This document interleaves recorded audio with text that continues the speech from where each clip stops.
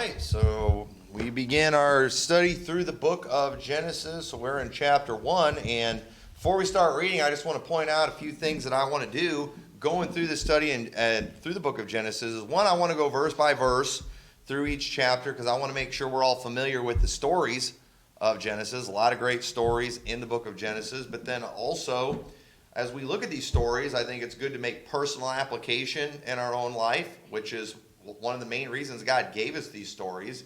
These are examples for us. There's a lot of great things and principles that we can get from them. But another thing I want to do, going through the book of Genesis too, is I want to try to point out all the areas where we get our doctrine from. For example, or where the New Testament would refer to Genesis when it came to doctrine. So for example, a lot of what Romans teaches about salvation is based off things that we see in Genesis, specifically with Abraham. There's even examples, too, of replacement theology. Galatians 4, what does it do? It goes to Genesis. And so there's a lot of things in Genesis that the New Testament talks about to teach certain doctrines that we believe. So we'll highlight all those things. And so that's kind of the goal there. But one thing about the book of Genesis, it is, a lot of people call it the book of beginnings. This is how everything got here. But, it is a lot more than just the book of beginnings. These are stories for our personal lives. These are things you ought to teach your kids. And we ought to follow the examples that we see in here, learn from bad examples. But, so just like we get good doctrine from the book of Genesis, there's a lot of bad doctrine that comes from the book of Genesis.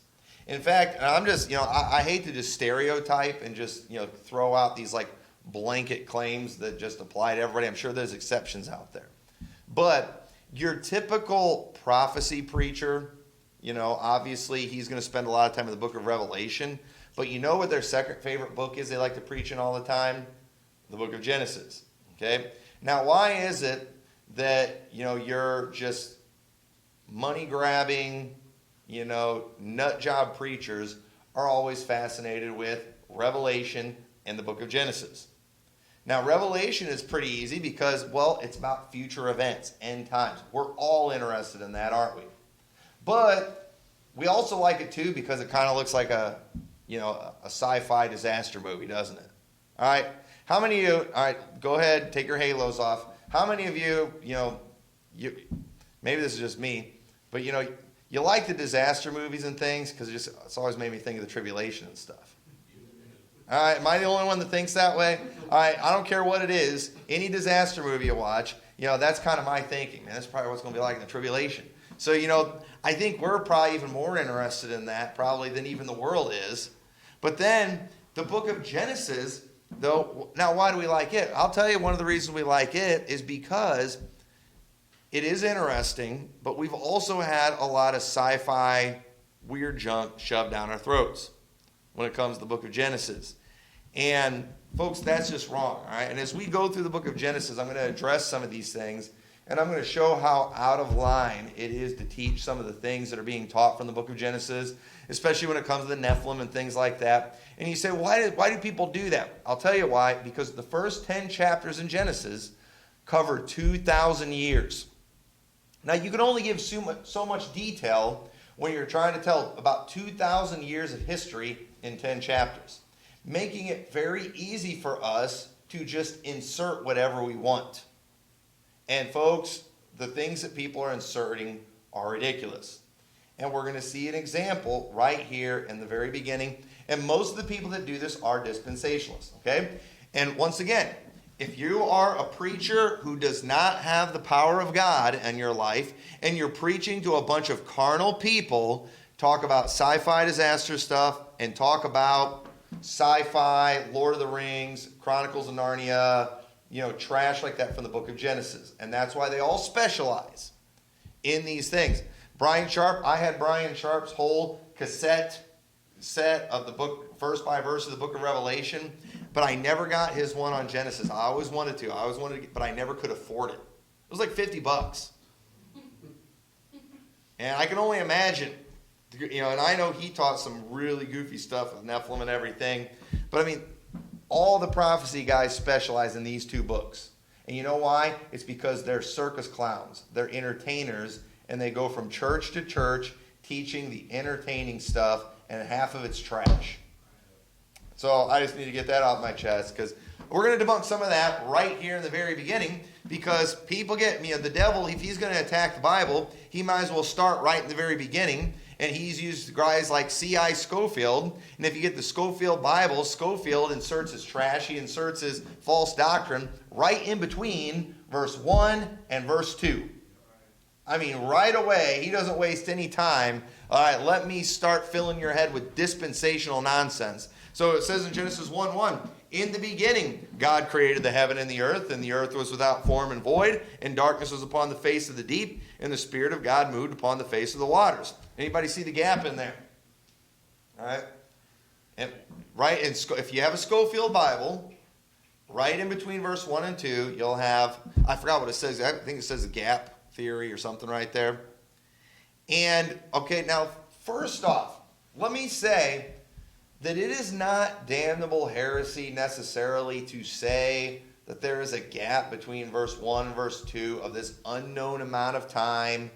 But here's the problem I have with that, okay, is if you assume that there is a gap and the Bible says nothing, absolutely nothing about what went on during that gap, that doesn't give you the right to go insert whatever kind of sci-fi nonsense you want in there. This is where they had this pre-Adamic race. This is where the dinosaurs came from. You know, the dinosaurs are millions of years old, like the evolutionists say. It's just they were from before Adam.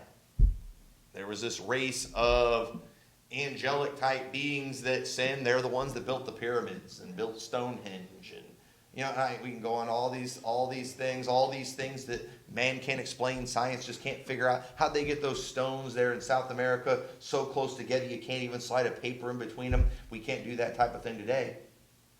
Why is that? Because we haven't got the kind of technology they probably had back then. Back then they had spaceships. They had teleporters. They had all, and you can just go into all kinds of sci-fi nonsense. Folks, even if it's true that there's a gap there, the Bible doesn't tell us about any of that stuff. And yet these guys are going to go, they're going to go preach that kind of nonsense, and people eat it up. That's just wrong. Okay? Listen, if you're all interested in what, how they built Stonehenge and, what it was used for, was it a Stargate? Was it whatever they're teaching, all right, or whatever sci-fi movie you watched.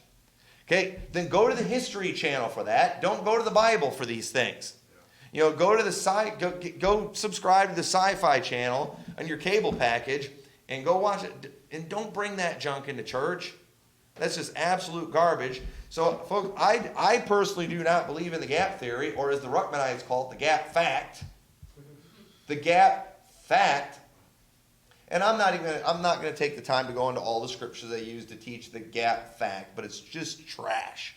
They have nothing. It's typical Rukminite type, methods that they use. I'll look at one verse here in a second, but the reason I don't believe in the gap theory is because you would never get that just from reading Genesis 1. Genesis 1 all by itself, you would never get it.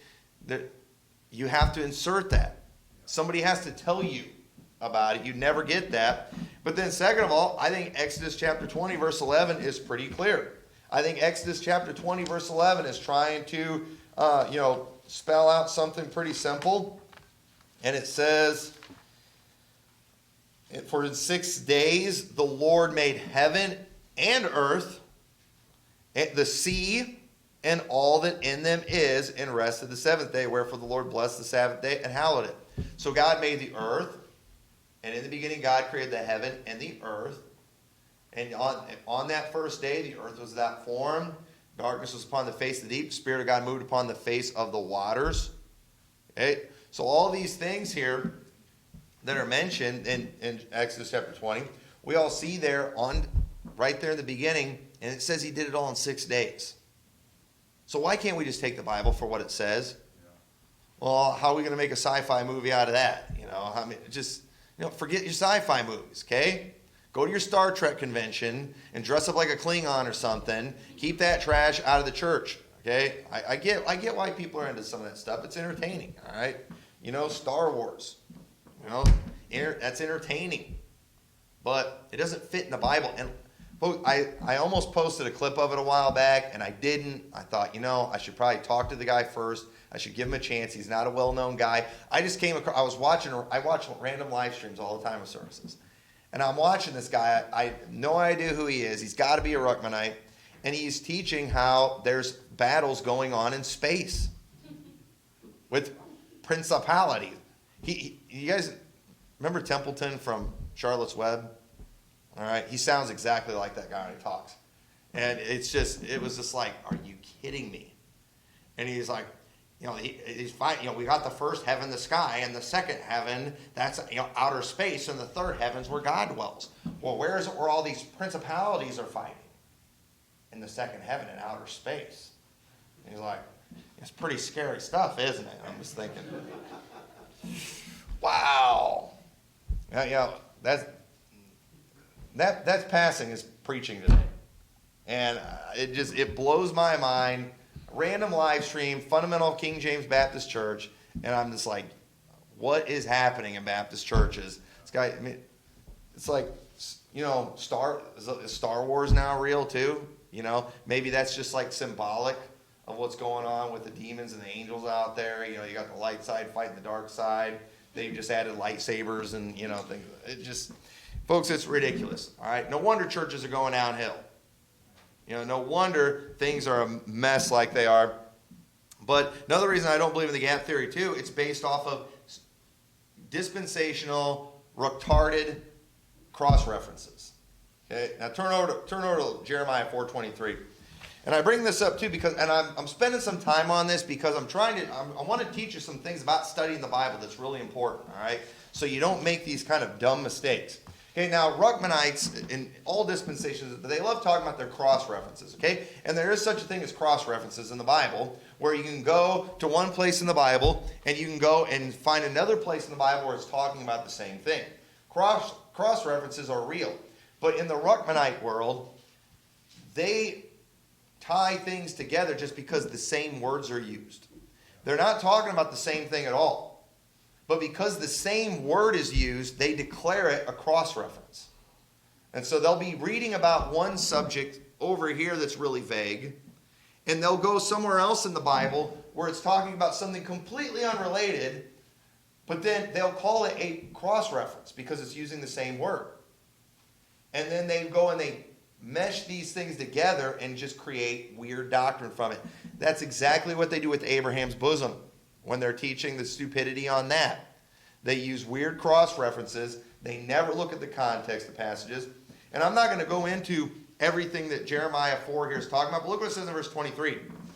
And I beheld the earth, and lo, it was without form and void. Whoa, where have we seen that before?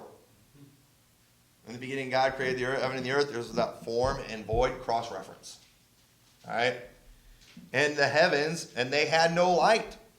I beheld the mountains, and lo, they trembled. And the hills moved lightly. I beheld, and lo, there was no man, and all the birds of heaven were fled. I beheld, and lo, the fruitful place was a wilderness, and all the cities thereof were broken down at the presence of the Lord, and by his fierce anger. For thus hath the Lord said, the whole land shall be desolate, yet I will not make a full end. Now, what they'll teach with this here is this is talking about, there it's figuratively talking about how, I believe it's Jerusalem God was going to destroy and what it was going to be like. But then they'll say he's referring back to a judgment that was taking place on the pre-Adamic race. And so when we see this passage right here, we're supposed to, this is an example of what it was like in between Genesis 1:1 and 1:2.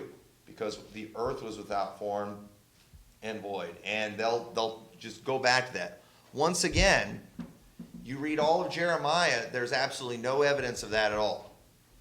Absolutely none. So you can't just assume that. Now, if you've already decided that there is a gap between Genesis 1 and 1:2, then you can maybe assume that's it. But, folks, there's just no evidence for it. So the thing is, too, the Rukminites like to talk about how things that are different are not the same. Well, let's look at a few differences here. So first off, the heavens had no light. Well, I thought the heavens came later. The stars were on the fourth day when those were created. And notice, too, how it mentions the mountains. The land didn't appear until later, until in there too. So all these things it's referring to, the fruitful place was a wilderness. How do you have all these things in an earth with all seed? And what does a race do that's just a planet of water? Okay? And maybe that's where Aquaman comes in, all right? And Atlantis and all that kind of stuff, all right? Maybe that fits with the Bible too. I'm sure there's probably some Rukminites out there that teach that. They were like fish people or something, that's where mermaids come from. And but anyway, just so, that kind of thing, it's very frustrating. As somebody who actually studies the Bible and tries to, have some consistency in their teaching, when you see the way people do that, because when I listen to preaching too, one thing that I just naturally do as somebody who puts messages together all the time, I'm constantly figuring out, okay, how did you come to this conclusion? And when I see what they do, I realize just how deceptive it is. It's very dishonest. And it's a lot of garbage, but this type of preaching is meant to make merchandise out of Christians who are just big Star Wars, Lord of the Rings nerds. And they eat it up. They would rather, they want the Bible to have more sci-fi and fantasy type action in it. And so they insert it. And so you have preachers preaching about battles being fought in space with principalities. Just ridiculous stuff. And don't do that with the book of Genesis. But it's easy to do, especially in the first 10 chapters. And folks, when I was a kid, when I was a teenager, I loved all that stuff. Anything I could get my hands on that was pre-flood, I read. I've read like every apocryphal book, the Book of Jubilees that tells all kinds of stories about how Adam and Eve, after they got kicked out of the Garden of Eden, and how, they went to do penance, and Adam told Eve, we're going to go stand in the stream of water for 40 days as kind of an act of penance, hoping God would let him in. And so she went in one part of the stream, he was somewhere else, and then Satan came and tempted her to get out of the water and tricked Eve again, and just all kinds of weird stuff like that, and about the cave that they lived in during that time where there was all these carvings that taught all these things, just the secrets of the universe stuff, just weird stuff like that. I loved it. Okay, now did I ever believe it was fact? No, but it was entertaining. Okay, it's called entertainment, and yet this thing is, many people are taking this entertainment that's trash, that's sci-fi, that's fantasy, and they're inserting in the scriptures. Most of you didn't know that when Cain was born, as soon as he was born, as soon as he comes out of his mother's womb, he walks over and takes a plant and pulls out a flower and gives it to his mom.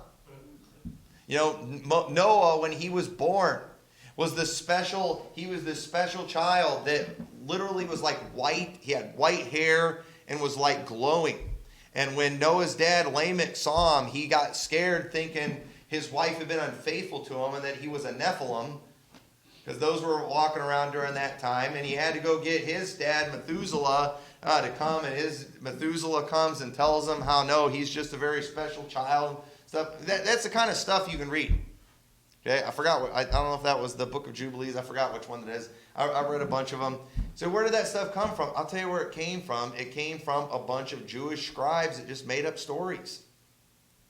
And the thing is too, this is the thing that a lot of these Rukminites don't realize. A lot of this trash that they teach, that they act like they're getting from the Bible, they're getting it from these books. They're reading these books too and trying to find a way to make these stories fit the Bible. And that is out of line. That is wrong. Should not do that. So let's keep going. Verse 3. And I could spend a lot. In fact, I'll probably do some of that as we go through the book of Genesis, because I know a ton of awesome stories about things that happen in the book of Genesis that your Bible doesn't tell you. It's in these banned books from the Bible. You ever wonder why they ban these books? Stuff they don't want you to know about. They don't want you to know about the 900-foot giants, and they don't want you to know about, all these things that, supposedly are taught. That's why they don't want the Book of Enoch in there, because supposedly that teaches that the world's flat. I've read it before. I didn't see that in there, and they don't want you to know that. But it's no, Book of Enoch's, it's really weird. And here's the thing, too. These clowns with these just, charlatans like Rob Skiba out there just making money off dumb Christians. He loves to talk about the book of Enoch. He calls it a biblically endorsed extra biblical text with the book of Enoch and the book of Jasher. Well, the book of Enoch teaches Nephilim. The book of Jasher teaches it was the sons of Seth, intermarrying with the daughters of Cain. So we got a big problem there. They both can't be biblical. And so anyway, verse 3. And God said, let there be light, and there was light. And God saw the light that it was good, and God divided the light from the darkness. And God called the light day, and the darkness he called night. And the evening and the morning were the first day. So understand, the book of Genesis is telling us how everything began. Now, another example where people are just butchering the scriptures today. The book of Genesis, it's explained the origin of everything. Okay, isn't it interesting how Genesis 1 is very similar to what we see in John 1? In the beginning was the Word, and the Word was with God, and the Word was God. Now, why did John 1 start out that way, similar to the way it did in Genesis? Because John is trying to make sure everyone understands that the Word that was made flesh is the Creator. That Jesus Christ is the origin of everything. God the Father made the world and everything that there is by Jesus Christ. Jesus Christ was there in the beginning with God, and Jesus Christ is the one that spoke everything into existence. So the book of Genesis starts out showing us how God is the origin of everything, and then John is explaining that Jesus Christ is God. Okay? So when the Bible is giving us the origin of everything, and it's just basically showing how God made all things in 6 days, understand what it is not doing. The book of Genesis, it is not trying to give us a 21st century scientific evaluation, or scientific analysis of the makeup of the universe. That's not what it's trying to do. It was written in a way that what needed to be understood could be understood, and that's simply that God was the origin of all things. Now, also understand, our language over time changes, okay? And often, our language gets a little more specific because we have, greater knowledge of certain things. But understand that what the book of Genesis meant when it was written is what it means today. It means the same. It should mean the same thing, okay? And I say all that, too, to say, another thing a weirdo dispensational guy did, he was going through Revelation, talking about the 7 stars in Revelation. And he wanted to show everybody how smart he was. And so he went on there to explain how the 7 stars are referring to 7 angels, okay? And how stars are sometimes angels. And then what he did, he went to Matthew, in the Christmas story, talking about the star that was over the place where Jesus lay. And he was explaining how that couldn't really be a star. Because if it was a star, it was directly over where Jesus was. And if it was an actual star, it would have engulfed everything and consumed everything. Because, we know that stars are these gigantic balls of gas, like our sun is. Therefore, it couldn't be a star. And I'm thinking, you idiot. Okay? A star in the Bible is not always necessarily, a ball of gas as we know a star is today. A star in the Bible was a light in the sky. Okay? That's all it was. It was a light in the sky. I'll probably say a little more on that. And so what people want to do, they want to see where it says star in the Bible, and they want to try to apply, the modern definition of it. What the light in the sky was made out of, it doesn't matter. Whether the light came from an angel, whether it came from a small ball of gas, whether it was an angel holding a flashlight, whatever it was, when you see a light in the sky, it's a star. Okay? That's why we call shooting stars. Okay, why do we call them shooting stars? Is it because, it's an actual star that we're seeing fall? Or is it because we're seeing a streak of light fly through the sky? Okay? So a star is just a light in the sky in the Bible. But people do, they want to go and start correcting the Bible with modern definitions of things. That is out of line. That is inappropriate. And they want to get overly literal. They want to get overly analytical on things and just not really. God is not trying to describe the atomic structure of everything here in the universe. The Bible is just telling us how everything got here.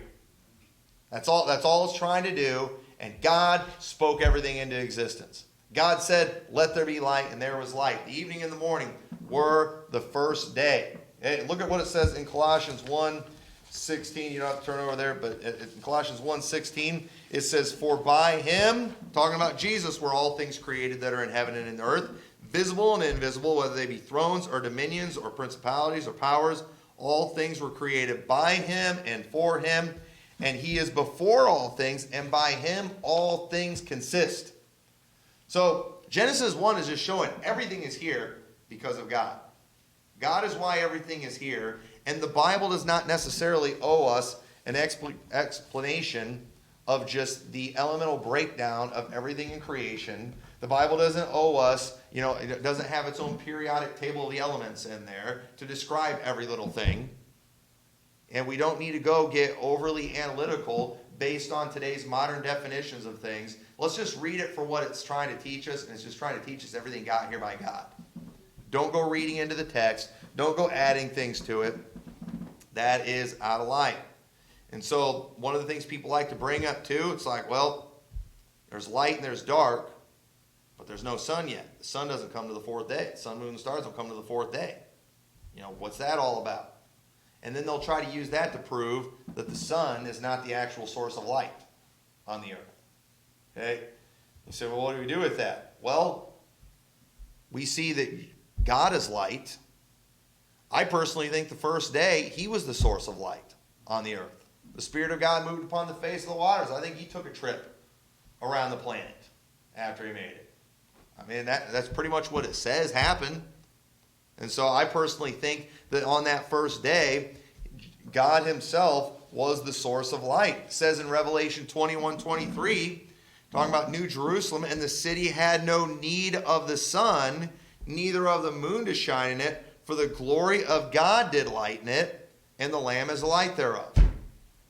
So, now, that doesn't say there was no sun or there's not going to be any sun then, but it's just showing that there's no need of it. Why? Because the glory of God lightens it. And so I believe God himself was on earth during this time when he's creating it, and he lit the place up.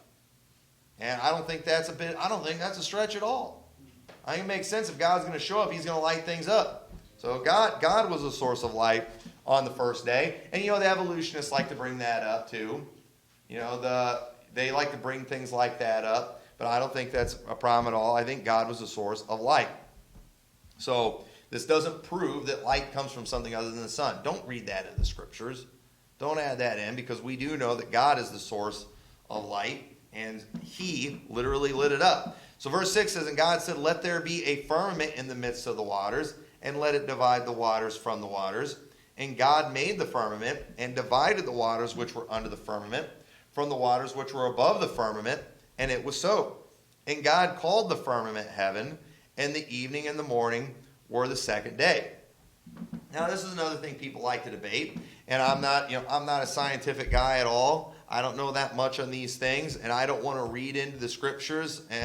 But at the same time, I guess the two theories I've heard is one that there's water above the sky that we see today. All right, that's what the flat earthers teach.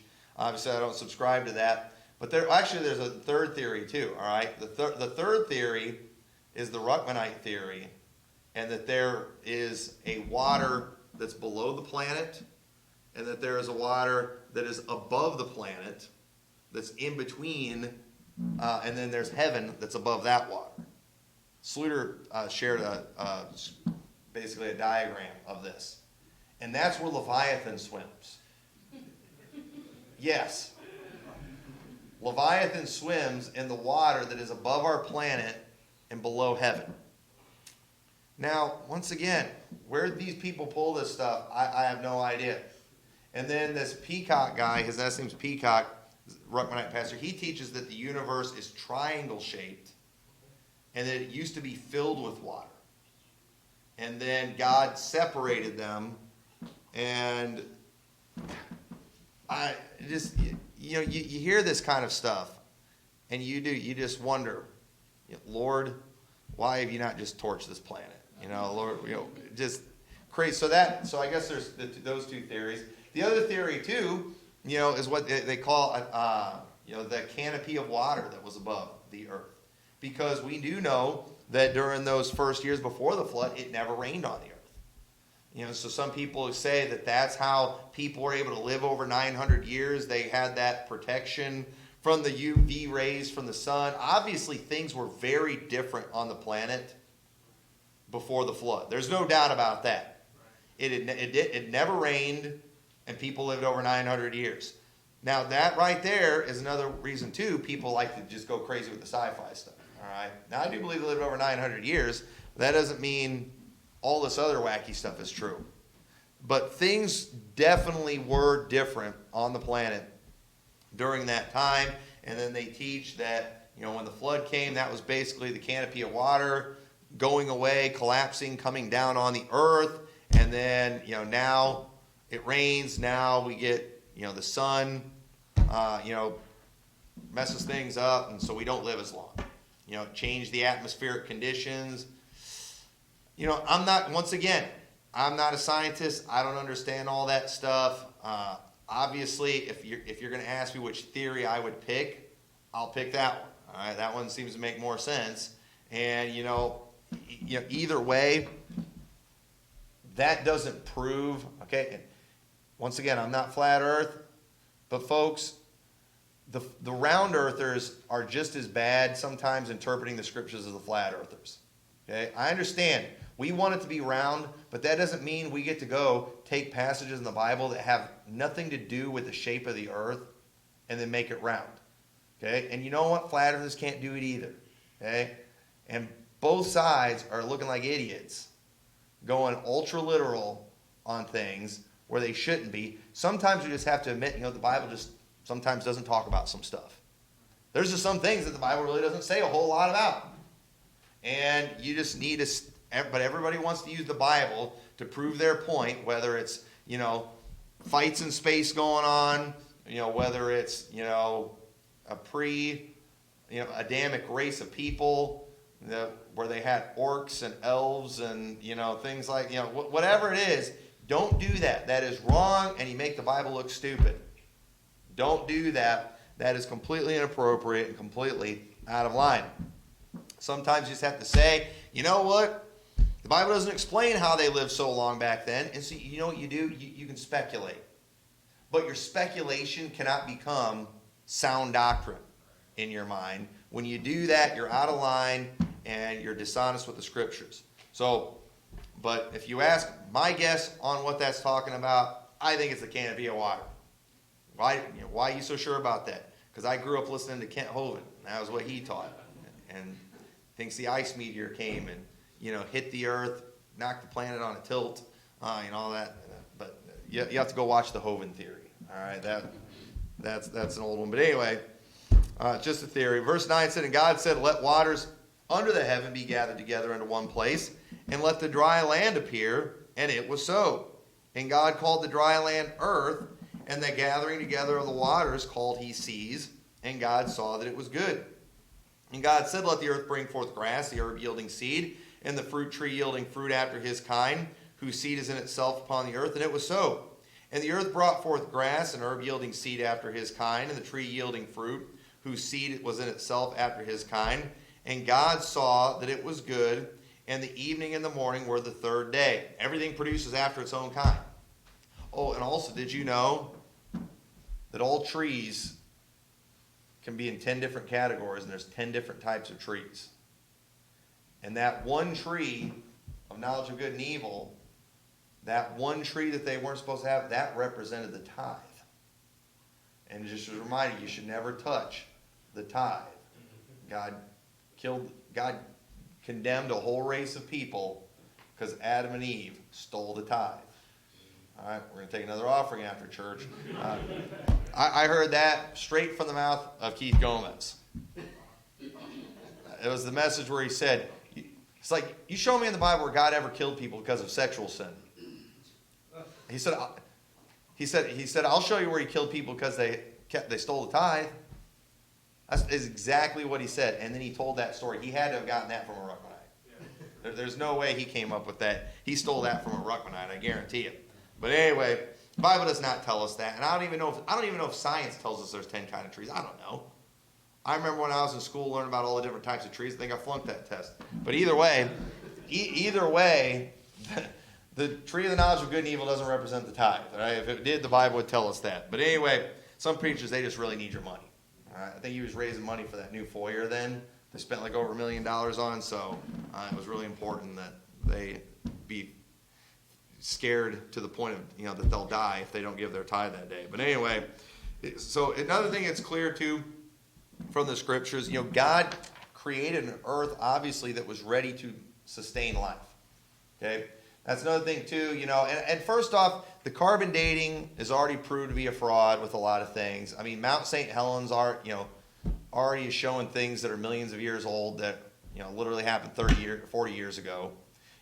That's all a fraud. But you might find some evidence of things on Earth that show that the planet is older than 6,000 years, but that's because God created a mature Earth, an Earth that's ready to sustain life.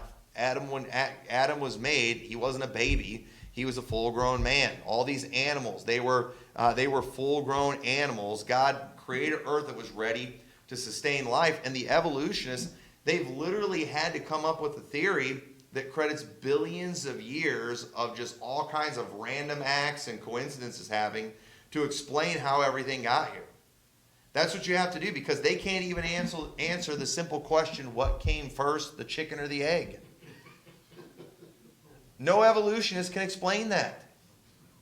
So what do when they're trying to explain it? They got to come up with the theory of evolution that is nothing more than a faith-based religion. Evolution is a faith-based religion, and it's a really dumb one. But for us, it's no problem. What came first, chicken or the egg? The chicken. God created a chicken that was able to lay eggs. That's what happened. It's real simple when you just believe the Bible. God created a mature. Things like that just don't happen. Okay, we've never seen any new species come to be, have we? We've never seen any new thing just come to be. We see stars. They say stars that go away. We don't see new ones form. We don't see any of these things happen. Well, and their explanation, it's because it takes billions of years to happen. No, that's a cop-out, because you don't have an answer. That's all there is to it, and it's not. These things aren't based on science at all. And Christians do sometimes get perplexed because of the supposed evidence of things that are much older than 6,000 years. But the simple fact, God created a mature earth. They try to say, the stars, the light shouldn't even be here on earth yet because they're so far away. Not if God created a mature earth that have stars already to be there for signs and for seasons. So God took care of all that stuff. When he made it, it's not a problem for him. And so in verse 14 it says, and God said, let there be lights in the firmament of the heaven to divide the day from the night, and let them be for signs and for seasons and for days and years. They're lights in the firmament. Okay?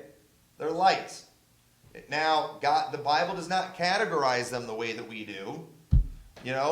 He just calls them all lights. Either way, that's still right. That's still what they are. The sun gives light, moon gives light, the stars give light, and even the planets give some light. You can see that little red star. Okay? Oh, it's not a star, it's a planet. Well, it's a light in the sky, so it's a star too. Okay? And even if you look up definition of stars, the definition, it's any of the heavenly bodies except the moon appearing as a fixed luminous point in the night sky at night. In astronomy, any of the large self-luminous heavenly bodies, as the sun, Polaris, etc., or just any heavenly body. This is one of the definitions. So any light you see in the sky can be classified as a star. Okay? And yes, science has put different distinctions in them. Either way, It's a light in the sky. Okay? That's what the Bible's teaching here. And so we don't need to go ultra literal all of a sudden and start acting like there's mistakes in the Bible. So it's not right for us to pull doctrine out of a passage that the passage isn't trying to teach. So sometimes we just got to admit the Bible doesn't talk as much about some things as we would like it to. There was just no need for it. So in verse 20 it says, "And God said, Let the waters bring forth abundantly the moving creature that hath life, and the fowl that may fly above the earth in the open firmament of heaven. And God created great whales, and every living creature that moveth, which the waters brought forth abundantly after their kind, and every winged fowl after his kind. And God saw that it was good, and God blessed them, saying, Be fruitful and multiply, and fill the waters and the seas, and let the fowl multiply in the earth." And if I may address another false doctrine that's come from the book of Genesis by Phil Kidd. Okay, Phil Kidd preached a message one time I was listening to against interracial marriage. And he was talking about how, everything produces after its own kind. And he's like, even the birds, have the sense to stay with their own kind. You don't see a blue jay with a cardinal and a cardinal with an oriole, just like name it. He's going into all these rants. But, everything does. Everything produces after its own kind. And the truth is, when it comes to, whites and blacks or whatever, the simple fact that they can reproduce proves that it's their own kind. You know why? Because it's mankind. And once again, just because later man puts distinctions, just because the Democratic Party is always constantly talking about white versus black versus Latino, all that stuff, because that's just shoved down our throats today, doesn't mean that God sees it that way. God sees mankind. And the fact that black people and white people can reproduce children proves that they are of the same kind. And Phil Kidd doesn't know anything, all right? Phil Kidd is obviously just a moron that doesn't, like seeing, mixing of colors going on, And we even separate the lights from the darks in our laundry. Yet people don't do it in their marriage. Those kind of lies, all right? That's like that sound doctrine in the South against interracial dating. That illustration I just gave you right there. But I think Genesis proves that there's just mankind. That's all there is to it. Just dumb stuff there. But in verse 23, in the evening and morning were the fifth day. And so verse 24, "And God said, Let the earth bring forth the living creatures after his kind, cattle and creeping thing, and beasts of the earth after his kind. And it was so. And God made the beasts of the earth after his kind, and the cattle after their kind, and everything that creepeth upon the earth after his kind. And God saw that it was good. And God said, Let us make man in our image, after our likeness, and let them have dominion over the fish of the sea, and over the fowl of the air, and over the cattle, and over all the earth, and over every creeping thing that creepeth upon the earth. So God created man in his own image. In the image of God created he him. Male and female created he them." Two genders, all right? I know it's the 21st century, but two genders. That's it. The rest are mental disorders. The rest is perversion. The rest is, more categories, just like, people are trying to shove down our throats today. Yeah. And it's garbage. It is not right. Two kind, male and female, and both of them are in the image of God. Okay? Both of them are a part of, humankind, and, God loves men and God loves women. All right? We are equal, but we have different roles. Okay? And we'll see the authority structure later. But notice how God gave man dominion over the animals. Okay? The animals are not, we're not here for the animals. They are here for us. We are not here for the planet. The planet is here for us.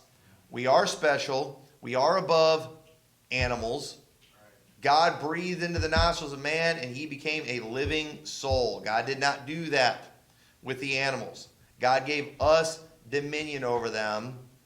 And I know our world's backwards today, and people have dominion over the animals. People can't do what they want to do because they got to take care of their dog. They can't do this. It's amazing the way people are serving their animals today. All right, if you got a stinking pet and you want to serve it, go right ahead and do it. I ain't doing it. All right. Last thing I'm going to do is go pay money for food for an animal that produces no income for me. That's not going to happen.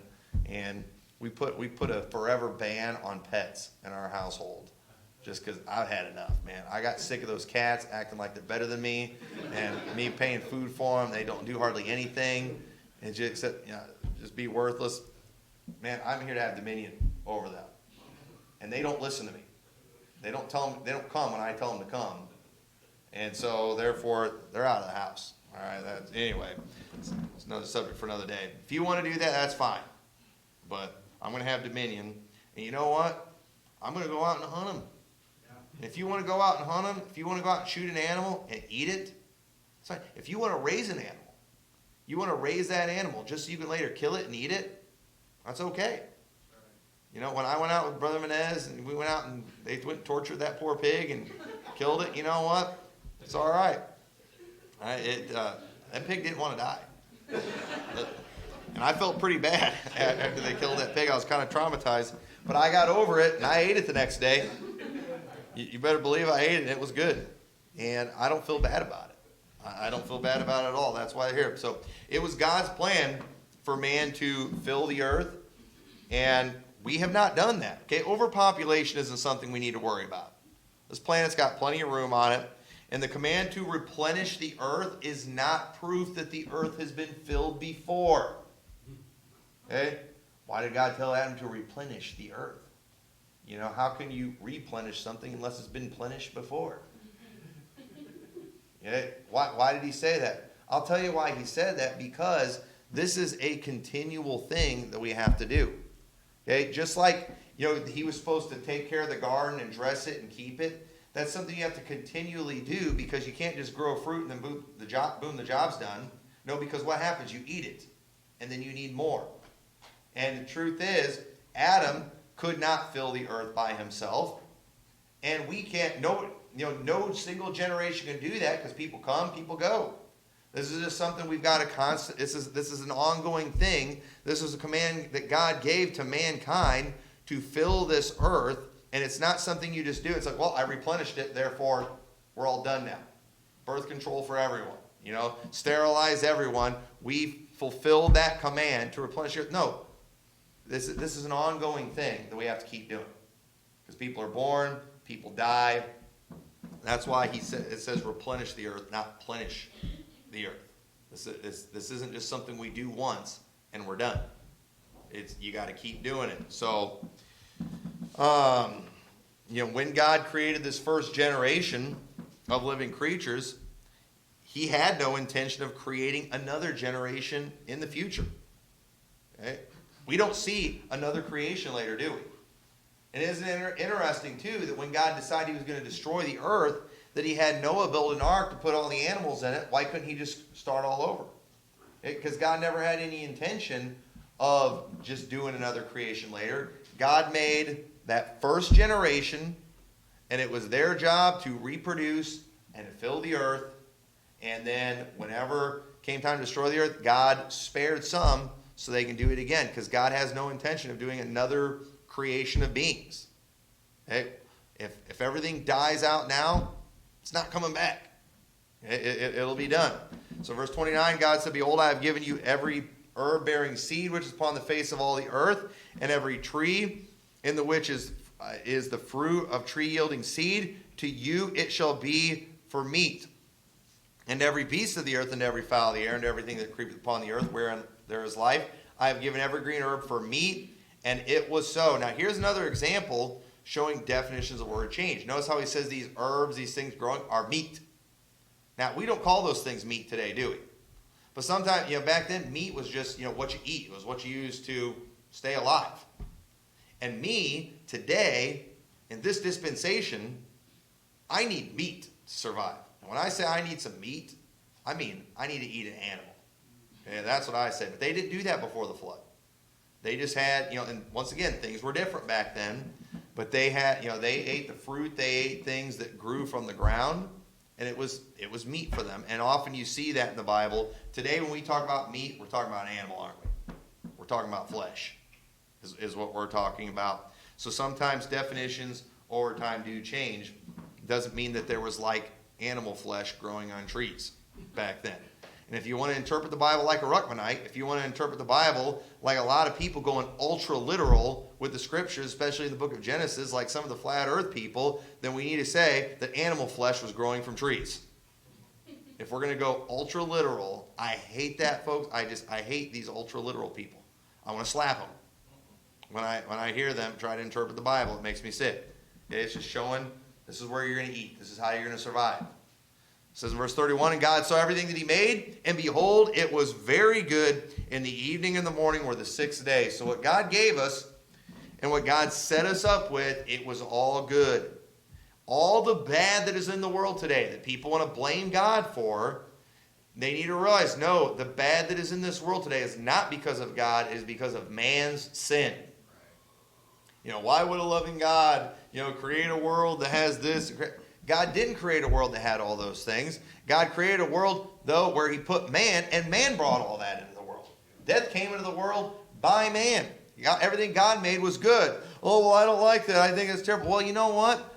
Get over it, because God still loved this world, and he gave his only begotten Son, that whosoever believeth in him should not perish but have everlasting life. One of these days, God's going to come back, and he's going to restore things to the way they were originally intended to be. And you know what? You can get in on that if you'll just believe on Christ. But unfortunately, you think you know better than God. You think you're better than God is. You think you're more righteous than God is. You don't blame yourself for the problems that are on this earth. You want to blame God, even though it wasn't God's fault. It was man's fault. And what you ought to just do is be thankful that as bad as this world is, as bad as mankind has messed it up, thank God I don't have to go down with it. Thank God he provided a way of salvation. And one of these days, I can experience creation as God intended. And that's what is to come. So we'll leave off right there. That's Genesis chapter 1. And just understand the basic premise of that chapter. It's not to teach us the atomic structure of everything. It's not something to go ultra literal with. It's just showing everything that is in this earth is here by God. Everything in this universe is here by God. That's the message you get from. Let's pray. Dear Lord, we thank you so much for your word. I pray you'll help us to follow these things, Lord. Help us not to get caught up in all the goofy things that people do with the scriptures, but we'll just read your word as it's intended to be read and get the message that you intended to give from it. I pray folks will learn from it. Be blessed. In your name we pray. Amen. Well, let's go ahead and stand.